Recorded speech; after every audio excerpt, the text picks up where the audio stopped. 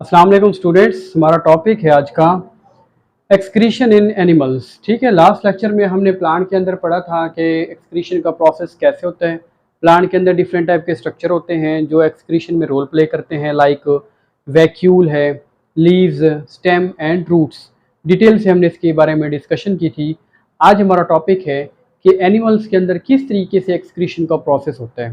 ठीक है, और एनिमल के अंदर कौन कौन से एक्सक्रीटरी प्रोडक्ट होते हैं, इसके बारे में आज हम डिस्कस करते हैं। फर्स्ट ऑफ ऑल हमारे पास एक्सक्रीटरी प्रोडक्ट फर्स्ट है वाटर। ठीक है, water is excretory product in the body. ठीक है ना, अगर बॉडी के अंदर वाटर का लेवल ज़्यादा हो जाए तो ऑर्गेनिज्म इसको यानी कि बॉडी से रिमूव कर देता है। ठीक है, into the hypotonic environment.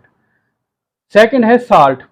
Salt is remove from the body in hypertonic environment. अगर बॉडी के अंदर साल्ट का लेवल भी ज़्यादा हो जाता है तो ऑर्गेनिज्म है साल्ट को भी अपनी बॉडी से रिमूव कर देता है, क्योंकि वाटर है या साल्ट है, इसका लेवल अगर ज़्यादा हो जाएगा तो बॉडी है वो होम्योस्टैटिक लेवल पे नहीं होगी, इसलिए बॉडी अपने आप को मेंटेन करने के लिए इसको रिमूव कर देती है। थर्ड है जो इंपॉर्टेंट पॉइंट है हमारे पास, नाइट्रोजिनस वेस्ट। ठीक है, नाइट्रोजिनस वेस्ट ऐसे कंपाउंड होते हैं जिसके अंदर नाइट्रोजन मौजूद होती है। ठीक है, these nitrogen waste are very harmful if they remain store in the body. ज़्यादा टाइम के लिए स्टोर रहेगा तो ये बॉडी में हार्मफुल काज करता है। अब सवाल पैदा होता है नाइट्रोजनस वेस्ट कैसे प्रोड्यूस होते हैं।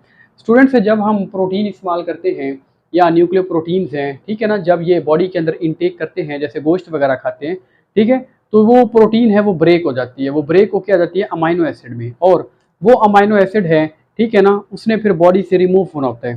वो डिपेंड करता है वो फिशेस के अंदर है, एनिमल के अंदर है, या वो बर्ड्स के अंदर है। ठीक है, लेकिन नाइट्रोजिनस कंपाउंड है वो बॉडी से किस तरह रिमूव होते हैं। फर्स्ट है catabolism of nitrogen amino acid releases amino group. जब अमाइनो एसिड, मैंने आपको बताया है कि जब प्रोटीन ब्रेक होती है तो इससे अमाइनो एसिड बनता है। ठीक है ना, the amino acid release from the body, किस तरह से रिलीज होते हैं। Amino acid is first of all actually change into the amino group. अब जो अमाइनो एसिड है उसका जनरल फार्मूला होता है। ठीक है, उस जनरल फार्मूले के अंदर क्या मौजूद होता है, अमाइनो ग्रुप मौजूद होते हैं। अब अमाइनो एसिड में से अमाइनो ग्रुप है वो रिमूव हो जाते हैं। ठीक है, ये अमाइनो ग्रुप है या तो ये बॉडी के फ्लूइड हैं उसके अंदर डिजॉल्व होके मोस्टली बॉडी से ये रिमूव हो जाते हैं, लेकिन ये बार बार रीयूज नहीं होते हैं। ठीक है, हाँ ये हो सकता है कि ये जो अमाइनो ग्रुप है ये किसी दूसरे मालिक्यूल के साथ है रिएक्ट करके, यानी कि ये बॉडी के अंदर कोई वर्किंग करे, अदरवाइज मोस्टली ये अमाइनो ग्रुप है बॉडी से ये रिमूव हो जाता है। कैटाबोलिज्म ऑफ अमाइनो एसिड, जब अमाइनो एसिड ब्रेक होते हैं तो इससे क्या रिलीज होगा, अमाइनो ग्रुप। ठीक है, इस प्रोसेस को हम कहते हैं deamination. Okay, amination mean addition of amino group, okay, and deamination mean removal of amino group. So amino acid जब ब्रेक होगा तो उससे अमाइनो ग्रुप है वो रिमूव हो जाएगा। Amino group is not reused for recycling of amino acid. यही amino group जो रिमूव हो जाता है वो अगेन एंड अगेन रीयूज नहीं होते हैं। ठीक है, बल्कि मोस्टली ये क्या हो जाता है, या तो बॉडी से रिमूव हो जाएगा। अमाइनो ग्रुप में भी reuse by some other molecule, या किसी और मॉलिक्यूल से रिएक्ट करके ये रीयूज बार बार इस्तेमाल हो सकता है, या फिर मोस्टली क्या होता है, mostly these compound are remove from the body. ठीक है, ये बॉडी से मोस्टली क्या हो जाते हैं, रिमूव हो जाते हैं, क्योंकि अगर अमाइनो ग्रुप है या नाइट्रोजिनस वेस्ट है ये ब्लड के अंदर ज़्यादा टाइम तक स्टोर रहेंगे तो इसकी वजह से सीरियस कॉम्प्लिकेशन हो सकती है। ह्यूमन है वो कॉमा में जा सकता है, ठीक है, कन्वल्जन्स, ठीक है, उसको दौरे पड़ सकते हैं और इवन उसकी डेथ भी हो सकती है। Amino compound are dissolve in the water, ये वाटर के अंदर डिजॉल्व हो जाते हैं एंड एक्सक्रीटेड, और बॉडी से रिमूव हो जाते हैं। अमाइन ग्रुप में नॉट मेक प्लाज्मा टॉक्सिक, ठीक है, ये प्लाज्मा को, इनके ब्लड को टॉक्सिक नहीं बनाता है, लेकिन अगर क्या हो, rise of level of compound, अगर ये कंपाउंड है ये ब्लड के अंदर ज़्यादा क्वांटिटी के अंदर जमा होना शुरू हो जाए, देन इट काजेस कन्वल्जन्स, ठीक है, दौरे पड़ना, कॉमा एंड इवन डेथ भी इसकी वजह से हो सकती है। So yes students, nitrogenous waste के हवाले से इसका नॉर्मल लेवल है, यूरिक एसिड है वो ब्लड के अंदर एक मौजूद होता है, लेकिन जब इसका लेवल है वो नॉर्मल से बढ़ जाता है तो इसकी वजह से सीरियस कॉम्प्लिकेशन हो जाती है। ठीक है, ये है nitrogenous waste. Most common nitrogenous waste, ठीक है, बॉडी के अंदर नाइट्रोजिनस वेस्ट ज़्यादातर कौन से होते हैं। Excess quantity of nitrogen waste, body से नाइट्रोजन वेस्ट है थ्री फॉर्म, तीन हालतों में बॉडी से रिमूव होता है, ammonia, urea and uric acid.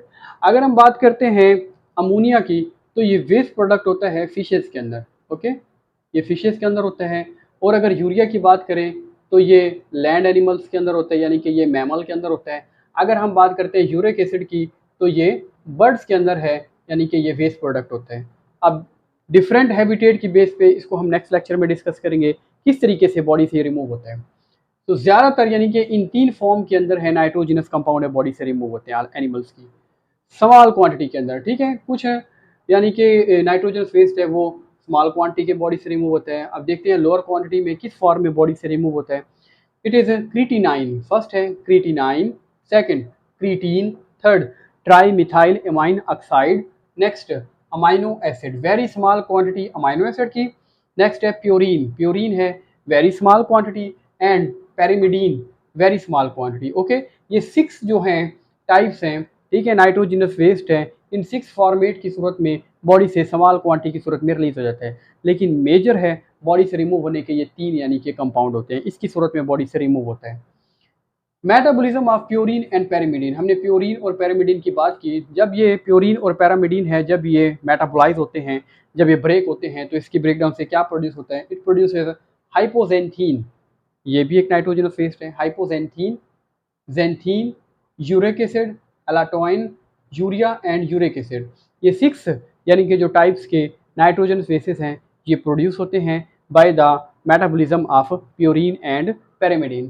तो इस तरीके से स्टूडेंट्स एनिमल्स के अंदर एक्सक्रीशन होती है, वो वाटर की एक्सक्रीशन हो, साल्ट हो, नाइट्रोजनस वेस्ट हो, लार्ज क्वांटिटी के अंदर किस तरह रिलीज होता है, स्मॉल क्वांटिटी के अंदर किस तरह रिलीज होता है। सो ये हमारे पास एक्सक्रीशन इन एनिमल्स।